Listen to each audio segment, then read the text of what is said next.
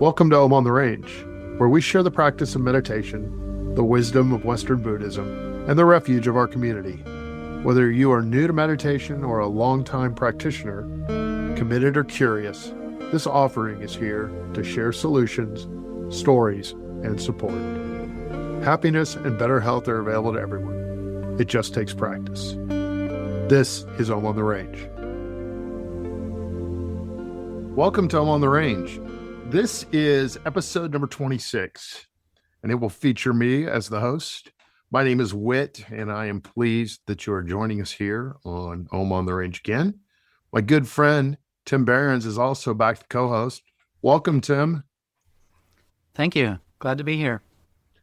So, Tim, it seems like it was not this long ago, but 6 weeks ago on the epic episode number 20, you and I discussed artificial intelligence and what it offers to people from the perspective of Western Buddhism, which, quite frankly, is two topics that I feel like are much too big for me personally, although I thought you handled it pretty deftly. But it was a big talk, and we discovered many more questions than answers. So this week, because we are gluttons for punishment, we're going to continue that path and share some news regarding AI and kind of what we've done with it and where it fits with Western Buddhism. So, Tim, are you game for such a discussion? I certainly am. Yeah. That's a good answer because you really don't have a choice. So let's get in. What I'd like to do to begin with is just touch a little bit on some of the things we did discuss in episode 20, because it was not our goal, at least it wasn't my goal, that this would ever be more than that we would have a discussion about artificial intelligence. It seemed timely. I think it is timely. But I think what we found pretty quickly is as we got into it, this could almost be a weekly subject because it's changing so quickly and it's everywhere and it's growing at such leaps and bounds that there's a lot to cover, but there's also a lot of really interesting ways to utilize it. So it's very much a two-sided coin. Maybe all coins are two-sided, but it's very much it's so helpful. It's also a little dangerous. We don't know where it's going. So having said all that, let's start with, we talked a little bit about the collision between artificial intelligence and meditation and Western Buddhism and how rapidly the expansion of AI is affecting creativity, truth, and human identity. Is that what you recall as well?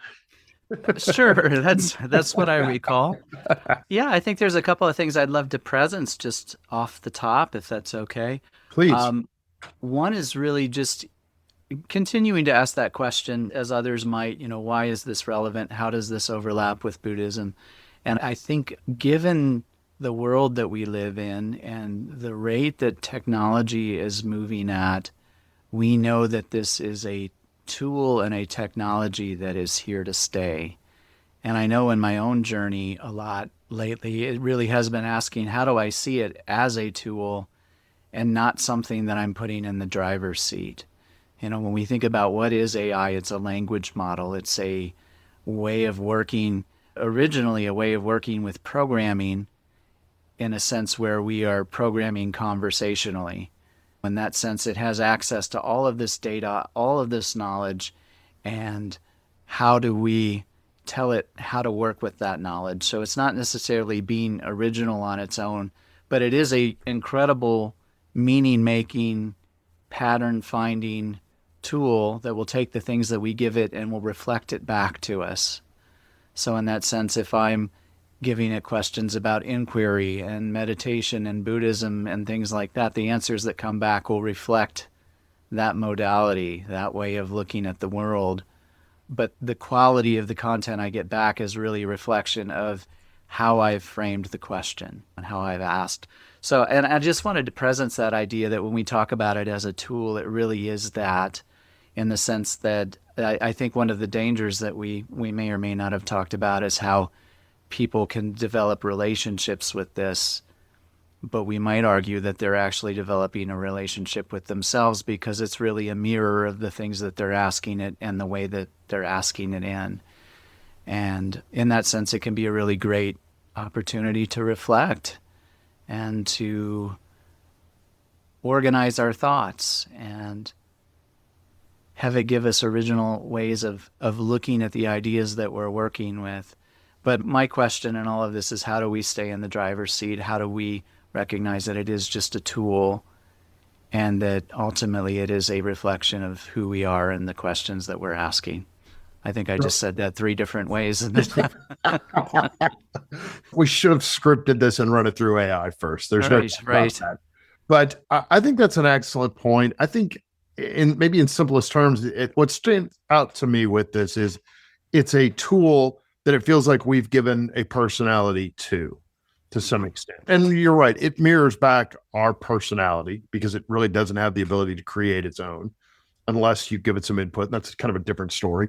But then the flip side also is it allows us through this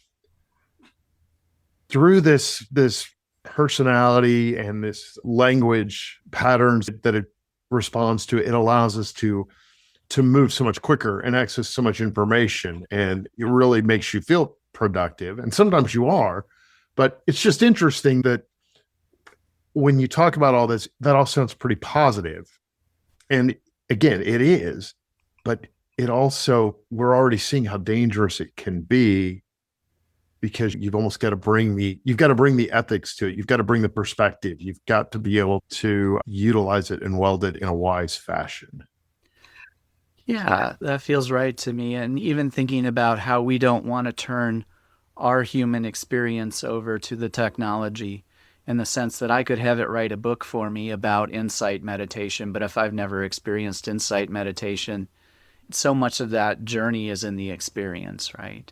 Right. And I do love the way that someone framed it at one point that I was able to really grasp onto, was the idea of if the internet had a brain, or the cumulative knowledge of humanity had a brain, what would it be like to have a conversation with that? Or if there was a book that I didn't have time to read, what would it be like to just ask the book questions and to have those answers come back to me filtered through the lens of perception of that book and what it was about, which kind of leads us into some of the things that we've been working with. What would it be like to ask this cumulative body of knowledge about the Four Noble Truths or the Eightfold Path, but to really have that answer filtered back through that understanding, to put on those rails to say, this is how I want you to frame your answer to me, right, through that lens. Yeah. And it's interesting also that it's, in order to have a positive, in my opinion, in order to have a positive relationship with this tool, in order to be able to weld it and get the most out of it and see the most positive, not only is it helpful to have guardrails for the AI, whatever that platform is, but the person, the human being, has got to be able to, you said stay in the driver's seat, but it got to be able to come in and bring that perspective of being a human being, the creativity for sure, but also the responsibility to what you're asking, how you ask it, what you do with it, just making sure it's a little bit like having a relationship with a superpowered child, in that, you can't just turn it loose and you can't turn over the responsibility or the power or the initiative to it, because bad things can happen. It doesn't have, and even though it's growing, even though I think that as it becomes utilized more and more, it certainly is developing. That's what makes it so interesting, but it's never going to have the ability to replace the wisdom that a human being has to bring. Yeah. One of the things that's coming up for me, I'll share a little story and then I'll relate it back to what we're talking about. But I recently had some labs done and got a bunch of numbers and letters and symbols and things back that I didn't really understand. And just in that hectic, crazy, fast-paced nature of healthcare these days, where you get, if you're lucky, 15 minutes with your practitioner, I really did not get a lot of clarification about what those numbers meant or what I should do with it. But, knowing that I might be giving up some of the privacy of that, I did paste some of those numbers into, a language model. And I said, can you explain this to me? And it did a brilliant job of it, and even allowed me to ask questions. And then if I wanted to go further, I could say, oh, okay, well, I need to change this in my lifestyle. Can you now develop me a 4-week plan for how I can implement that.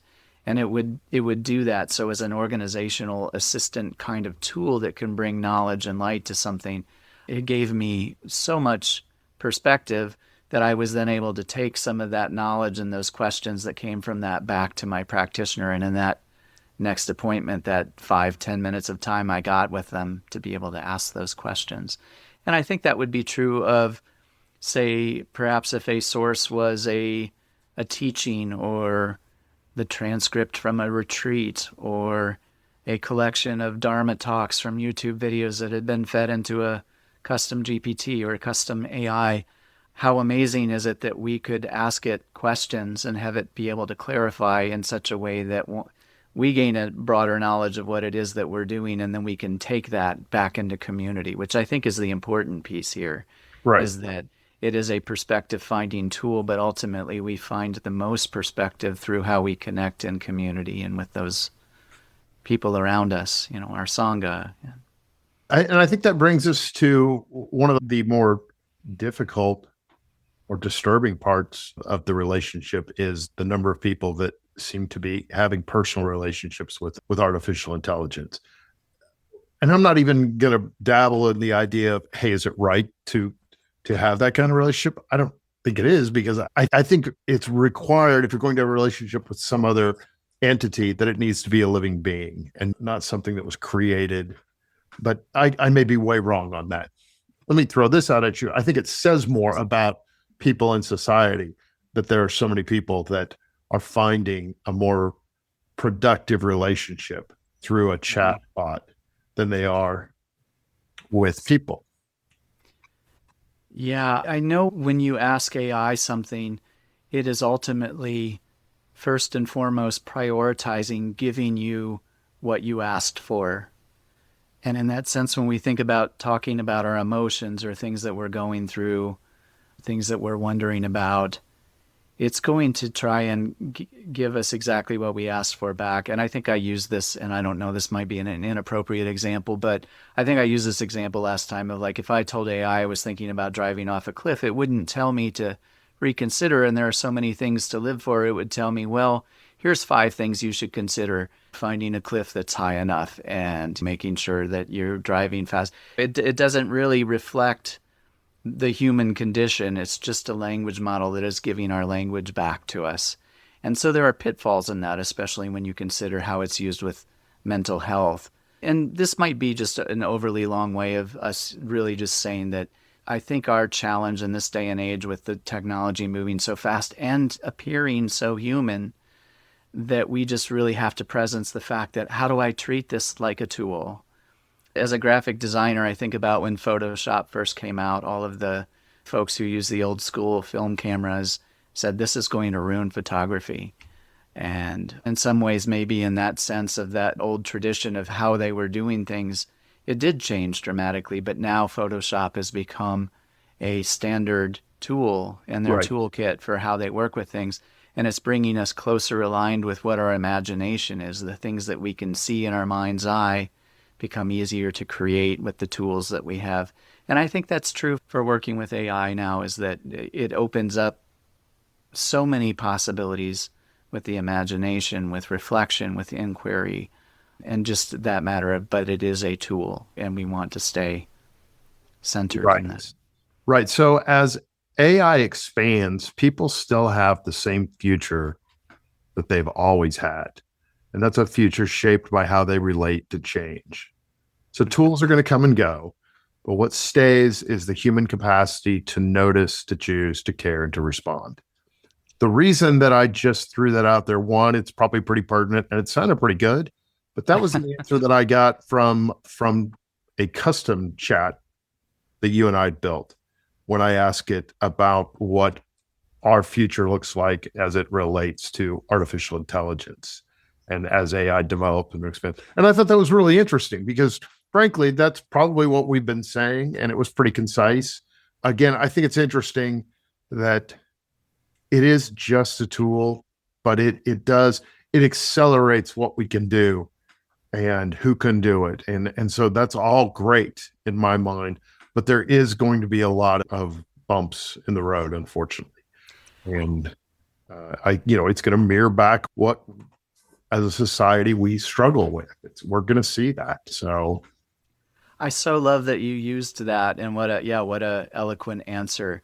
And also allowing as much space as I dedicate to that idea of being in the driver's seat, really wanting to say that these can be really useful things. Like, and I'm guessing that we'll talk a little bit about what we've been developing, and but that idea again of lenses. If I wanted to know more about Buddhism or the Noble Truths or the Eightfold Path, any of those things, and I didn't have time to, well, or in the moment of my inquiry, I didn't have time to read a whole book on it, I would have time to be able to ask thoughtful questions, and again, be able to get that knowledge back. And that knowledge might push me more in the direction or into alignment with being able to spend the time.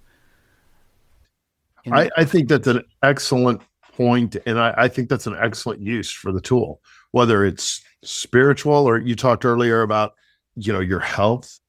So I think this is a good time to share that one of the things that I saw just this week was that Chat GPT is being used every week for health and wellness inquiries to the tune of, let's wait for it, 200 million queries a week is what the number was that I saw. And so it is amazing, but it is also it's really good at that. Your approach was very wise and it made great sense. And I'm going to steal that. When you have labs done and you get the numbers back, because they'll share them with you, but a lot of times you don't know what it means, so running it through and getting some feedback. It's so interesting that Chat GPT has so much time for whatever it is you want to deal with. It's there for you. While people, on the other hand, that are trying to make their living in that field do not have time to tell you what to do about your blood pressure that's slightly high, or why are my cholesterol numbers different? And I get that it's because, that's the beauty of this tool, is that it does have the time and it does always come across as being here for you and being helpful. And that's why people respond. But it is just kind of ironic, right? That we have doctors, we have this whole industry, and yet nobody can tell Tim what to do about his high blood pressure. So before we get into some of the things that we're doing with it, I'd like to just talk for real briefly. Maybe it's just I don't think admission of guilt is the right term, but since we've started On the Range, we have used artificial intelligence. Originally it was, and I'm going to give you credit or I'm going to blame you depending on how you feel. But, originally it was when we were talking about Dharma talks that we'd seen at TBC, for example, taking them and running them through Chat GPT and getting 5 points or 10 points. And so it made it much more concise. And it was really easy then to use that information, credit the teacher, but also fill in the gaps with some discussion. We've done that. I think it's been very helpful. It allows us to give more information and cover more ground quicker. What are some other ways that we've used it? Can you think of anything you want to share? Well, even just to say what you just shared in another way, that idea of being able to take a 40-minute transcript and say, can you give me the 5 top bullet points of what was covered in this talk? It's just a wonderful organization tool. Or say, hey, based on this knowledge that was shared in this talk or this book, can you give me 5 questions that I should be asking as I read through it? That idea of we don't want to remove ourselves from the body of knowledge, but to be able to give it a quick lens and summary so that we know what the focus is, or we know where we want to focus. So I think it's been really useful for that. I think it's been really useful. I know for me, sometimes I say things in a very verbose kind of way. So when I'm working with descriptions, or be it YouTube descriptions or blog posts, things like that, to be able to take one of my long rambles and say, is there any way I can be more concise about this? And then to be able to get that back. And ultimately, if I want to go the extra yard, would be to say, now that I have that more concise version, is this still in my words and my tone and my voice? Because I want to keep that present. So it might be that I then rewrite that in a way that feels more natural to me.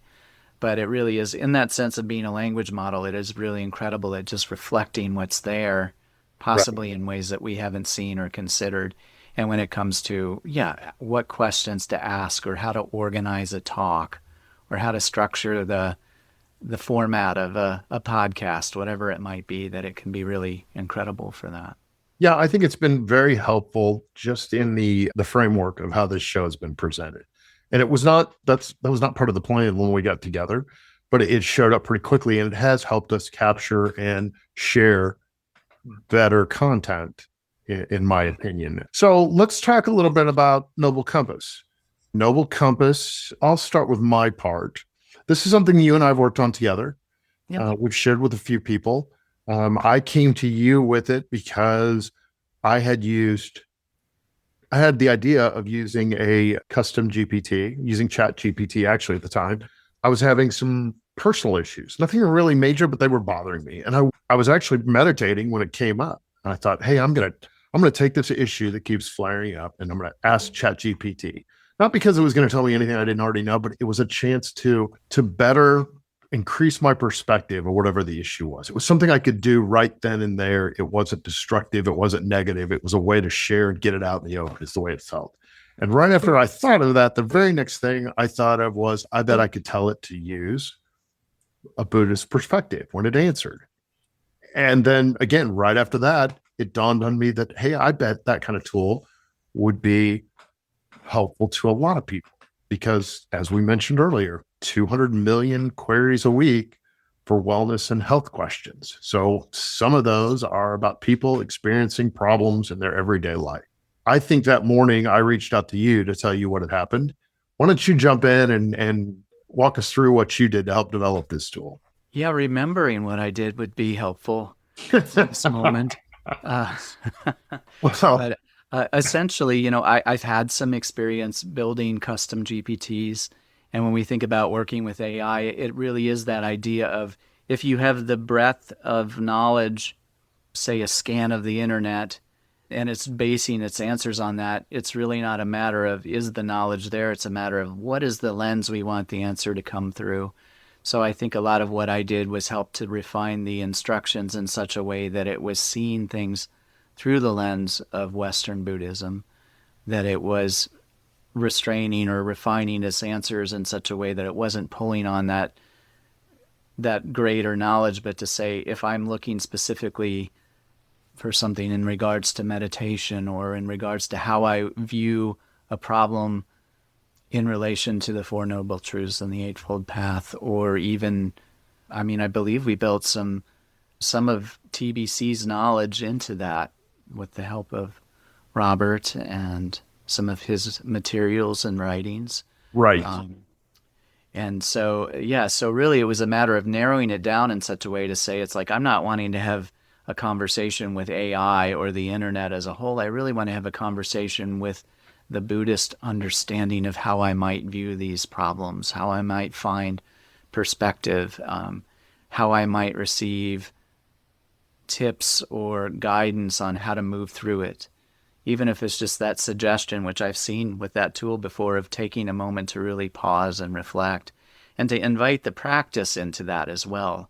So It's not just staring at a computer screen. It's really like, if I was having a conversation with someone and they told me to take a breath and really just think about how I could center here in the moment, sometimes just having that direction or someone say that to you is enough to really create the pause or create the reflection or create the space you need from whatever it is to reset. And I think that was our goal with the instructions as we were building it, is we want something that's going to invite that. So a lot of those guardrails, I think that's the terminology we've agreed to. We might be the only two in artificial intelligence using that, but that whole idea of how to organize it, why it was important, why it needed to be robust in certain spots, was you, and appreciate that. So what we ended up with is a custom GPT, the title of which is Noble Compass. So what it is it is a custom GPT that offers calm human presence during moments of everyday difficulty. It does not teach, diagnose, coach, or problem solve. Again, this is the three of us working together. This is an idea that came to me, that this is an idea that you really brought to life, kind of like the podcast, quite frankly. But then also once we had the guardrails in place, we've been able to kind of trust Noble Compass to describe and represent itself a little bit as it did in that statement. That came directly from this custom GPT. I think the other thing that you really brought quickly to it was making sure that we didn't create something that just was going to repeat what people wanted to hear. My boyfriend's being a jerk. Yeah, you're right. He is a jerk. Instead, it's like, hey, here are some. Let's be present to it. Let's calm down and let's stay in the present moment. And the tool is so helpful because you can utilize it anytime you want. It's always there. It's a consistent, its purpose has always been to meet people in the present moment with some clarity and kindness. And it can do more, but that's what we try to design it. So go ahead. Yeah, that idea of even that line you read, it does not teach, diagnose, coach, or problem solve. I think that was directly from our instructions. And in my mind, I'm kind of almost thinking of it as how do tools evolve over time. And I think about those diaries or those journals that have the prompts in them, the daily reflection, and you have a question. It's like, where is creativity showing up in my life? And then you write a little blip about that, and it gives you an opportunity to really look inside. And without those questions, sometimes our thoughts may not go in those directions. And in that sense, I think we wanted it to be that idea. We don't want it to teach these principles. We really want it to be able to ask questions that are going to help us come to some of those conclusions and understandings, and maybe even further questions that we bring into Sangha, that we would come to that on our own with the guidance, with the reflections. We ask it to utilize the Eightfold Path, the Four Noble Truths. We used a few authors as reference points, Robert Brummett being one of them. He was very kind, making his work available to us. But I think also our goal was, one, so it's accessible. So, hey, when you're having a tough moment, when you're feeling unsettled or unstable or angry or whatever it is, this is a place you could go and get some support, even if it's just a voice saying, hey, let's be here in the moment. Let's be here for this. Let's notice how it feels. Let's not wig out unless we just absolutely have to. But also, I think it does a nice job of sharing what Buddhism can give someone. It's a practice. They're practical tools that will help you. And this is a good way to experience that, in my opinion. Yeah, one thing I'd mention too, just to give the plug, if that's okay, robertbrummett.com. This was something I learned through the process of doing this, that he has made his most recent book, Remembering Who You Truly Are, available on his website. And that was one of the sources that we use. And in that sense, I mean, it's so wonderful to be able to go and read those lessons and reflections in his own words, but also to be able to have that as a source of knowledge that we're drawing on, that it is, like you say, about the practice, and that it is about how we utilize these teachings to navigate our daily life. And where AI is brilliant in that is that it can take two things that are related and put them together, the teachings and our specific question that we're asking, and how to relate those two to each other. And it's a wonderful way to start a conversation. It's a wonderful way to be able to, like you say, at 3:00 in the morning, I can't call Victor or Robert up and ask them this question, but I could run it through this custom GPT, get feedback, and then maybe that will lead me in a direction of, oh, this is something I want to bring into conversation or connection and community. And it's also giving me an immediate relief if there's something I'm moving through or struggling. Exactly. That alchemy of awareness that Robert has spoken about, in that when you take a moment and use the dialogue box to type out whatever it is the issue is, even if it's just, hey, I feel afraid right now, just getting that out and getting a little feedback changes your relationship with those feelings and the problem. And so we were careful that it doesn't share a lot of Buddhist principles. It sticks to everyday language. It doesn't have a lot of spiritual instruction unless you ask for that kind of stuff. It can certainly link it up, but it was mostly just awareness, acceptance, patience. Be in the moment, notice how you feel, accept it. If you want to ask for some other information or maybe some suggestion on how to feel better quickly, it can do that. But we really just wanted it to be kind, to be present and to share that with people and to give people some place to go. Because, even if you've got a therapist, you're right, at 2 a.m., you probably can't get a hold of your therapist. And there are other tools, by the way, but a lot of them are set up to better somebody else's agenda. And this one is, I think, I can speak for the two of us, we were very careful into just trying to make it something that utilizes awareness, acceptance, and patience and kindness to try to alleviate some suffering. So that's the tool. It's a bit of a work in progress, right? Because AI is always expanding and human problems don't seem to be getting any smaller or easier to deal with. But it's been the people that have tested it. We've had a lot of good positive response. Do you want to touch on a minute on maybe on how it's different from other modes of help? Is that fair? Yeah. Even before doing that, though, I'd just like to say too, Whit, how I appreciate your intention in bringing this, in working on this with me, in the sense that I know that first conversation that really your goal and what I heard, and has been the driving force behind this, is that idea of these tools are out there, they are becoming more prevalent. How do we use them in a way that is more compatible with our practice, with our community, with the teachings that we believe in and adhere to in our daily lives? And just that idea of really saying, this is here, how can we use this to help people? And I just really love, and I know that that's true for this podcast as well, that you've been approaching this from truly this genuine place of wanting to grow and build community and resources and connection and the ways people interact with each other in Sangha. And I just wanted to say thank you for that in this moment, really just recognizing that pure quality of your intention. Tim, now I feel like we should just quit doing the podcast because it's not going to get any better than that for me. But I appreciate that, and to me, that it demonstrates what the practice has done for me and for us and can do for others. That's always been, I think, the big motivating piece is that you become authentic, you become closer to who you truly are. And so then it's easier to go out and do the things that speak from your heart, like you have a podcast when you have no idea how to do such a thing. So dragging Tim into it, who I did not know until about 2 weeks before this thing got off the ground. And now we're saving the world and we're playing pickleball. It's pretty impressive. Pickleball, that's right.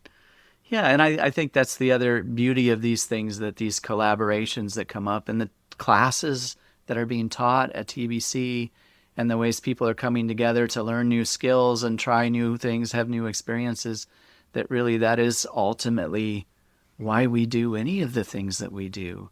Right. And as far as why this is different, I think it's just that, this is just a tool for reflection, as opposed for, again, going back to that first line, not teaching, diagnosing, coaching, or problem solving, but really just another way for us to interact with the teachings and really to be able to do it in our own time, any time that we want, So right. I'm grateful to be a part of creating that tool, and also to be a part of the conversation of how we do stay in the driver's seat, how we have a relationship to the technology without giving ourselves over to it, so I think we're going to learn as we go.